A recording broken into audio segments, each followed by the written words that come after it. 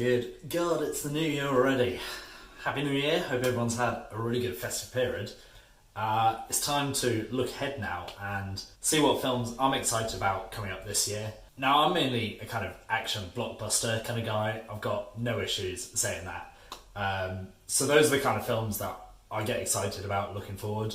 But it's usually at the end of the year when I like to look back and think about what sort of smaller films I've been surprised by, which ones are a bit more dramatic and have a really good story and heart to them. Some films other than Marvel, which I'm told are a thing. You know, something with a bit more range. I'm trying to think of something from the last year. Yeah, House of Gucci kind of style film, but please, better than that this year. So without further ado, let's kick into 2022 and see what I'm excited about coming up.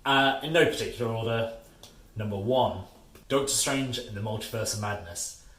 We've got our usual slew of Marvel films coming out this year. What have we got? We've got Black Panther 2, Wakanda Forever, Thor Love and Thunder. These are all pretty reliable films. There's nothing out of the ordinary coming up there. We haven't got anything unknown like Eternals from the end of last year. But I'm just really excited to see where Doctor Strange goes this year. It's going to be following up on the weirdness from the end of Spider-Man No Way Home, I assume, as well as some of the weird stuff that happened in WandaVision, maybe even some Loki. So I can't help but think that this is going to be the next big thing that pushes the Marvel story along and also ties together some of that multiverse stuff that we've talked about so far. Maybe get some Kang the Conqueror in there from Loki. And really just push the idea of the multiverse, which is what they've been prepping for the last couple of films. It's going to have Scarlet Witch in, played by Elizabeth Olsen. It's going to be really good to see her sort of come to the forefront again in a big Marvel film, compared to just in WandaVision. I really like her character. It'd be good to see her get a little bit more to do now. And more than anything, this is being directed by Sam Raimi, who did the first trilogy of Spider-Man films, but obviously cut his teeth on horror, so I'd really like to see him lean into those sort of weird horror roots, and let's just see how weird the multiverse can get.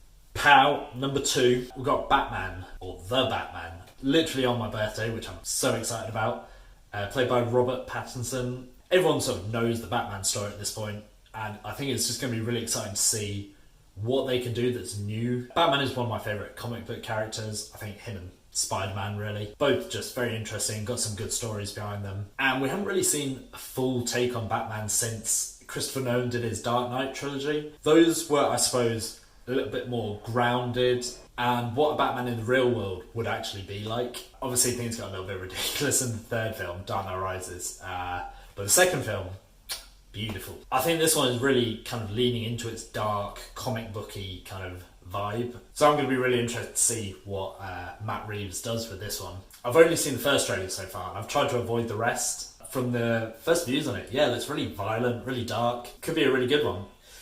Number 3, straight in with another superhero film. We seem to have them coming out of our ears at this point. Spider-Man Across the Spider-Verse Part 1. Yeah, man, the first film is just so good. One of my favourite Spider-Man films to date. It was just a really good take on having multiple Spider-Men together, and ultimately did the multiverse thing even before Marvel started doing it in the MCU. The first film just had a really great story, really funny, and a lot of heart to it. Obviously it looked absolutely amazing, which tied in some really great action scenes. So I'm just looking forward to see what they do with the next part of it. Number 4, Mission Impossible 7. I don't think it's got a name yet, but man, really, what more needs to be said about these? The last few have been really, really good, especially, what was the last one called? Mission Impossible Fallout? Tom Cruise really he's just doing his thing now, isn't he? Out there doing all his own crazy, crazy stunts, and I think just really pushing the action thriller in cool new directions. The last one got absolutely incredible reviews. Whether it was as good as the reviews, I don't know, but as an entertaining action cinematic experience, you could do a lot worse than being on the edge of your seat for 2.5 hours. Number 5, Knives Out 2. And I've literally just realised that everything so far that I've mentioned is either a sequel or Batman. Batman's a solid hit. That just really speaks a lot to Hollywood right now, I think. All your old IPs and sequels are just surefire moneymaker. But man, the first one that came out in 2019 was just a real surprise hit. It was just an enjoyable crime detective drama, which was really funny in places, led by a really entertaining Daniel Craig as Benoit Blanc. That first film was just star-studded to the eyeballs, and this one we've got a whole new cast. We don't really know much about the film other than who's going to be in it. You've got the likes of, let me check, Edward Norton, Jessica Hennick, Ethan Hawke, Dave Bautista, Catherine Hahn, and more. And it's just going to be so entertaining to see Daniel Craig go toe-to-toe with all these people and find out who done it. The first was just such a pleasure to watch, and I'll just be happy if they can find a new spin to put on it and pull out something as interesting and surprising as the first. God, what number were we at? Number 6, Don't Worry Darling. This is a really intriguing looking film directed by Olivia Wilde, and it looks like it's got a lot going for it. It's got this really creepy suburbia gone wrong sort of psychological thriller. That's a lot of buzzwords thrown in there. But the trailer that we've got gives me a sort of Gone Girl or Simple Favor vibe to it, but maybe leaning on a more psychological edge that just makes it look really, really creepy. Again, you've got another absolutely star-studded cast here. Olivia Wilde, Harry Styles, Chris Pine, Gemma Chan. But for me, the real draw here is going to be Florence Pugh, who I think as of late has just been absolutely fantastic. I've loved her in so much. 2019, she obviously had a fantastic year. She was great in Little Women, Fighting With My Family, which was just a really surprising, heartfelt family drama film around WWE wrestling. And she's currently giving just a really entertaining performance as Yelena Belova, as the new Black Widow in the MCU. And I just think whenever I watch her in something, she just gives a really magnetic performance. I'm really excited to see what this film's all about, to be honest. Number 7, Operation Fortune, Rue de Guerre. I really enjoy a lot of Guy Ritchie films.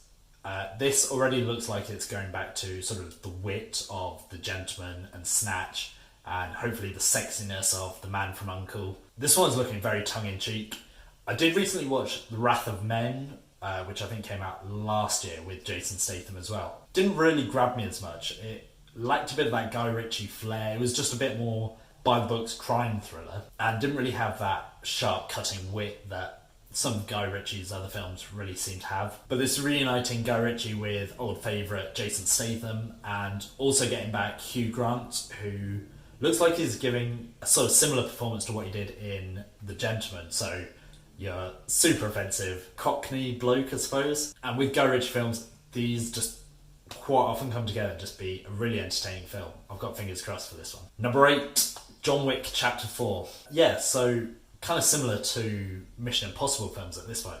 This is just really a staple of action films and really pushing the bar for strong choreography, great bloody, violent action, and Keanu Reeves just kicking everyone's ass and surviving literally impossible odds. I watched John Wick Chapter 3 a little while ago again. Just massively enjoyed that film. There's not really much plot to go on. It's basically, he goes from point A to point B to point C, just leaving a bloody trail of bodies along the way. But I think it really is the action scenes and how far they keep trying to push the boundaries that makes these films so watchable. As well with John Wick, you've obviously got really good lore and kind of backstory that they keep hinting at and teasing out. I think it's got a little bit ridiculous with how many people they're saying are assassins in this world. Literally everyone will take the secret currency. But this really intriguing backstory and world they've crafted is just so entertaining to watch, and you know, I'm always going to be there for a little bit more of that. Keanu Reeves kicking ass, what's not to like? Okay, hold that thought on the last one, because I've literally just read that John Wick Chapter 4 has actually been delayed into 2023 now. So that's pretty upsetting. Scrap that from the list. Still looking forward to it though. Alright, so what films are coming out in 2022 that you're excited about? Subscribe to the channel, like it if you liked it, and I'll catch you in the next.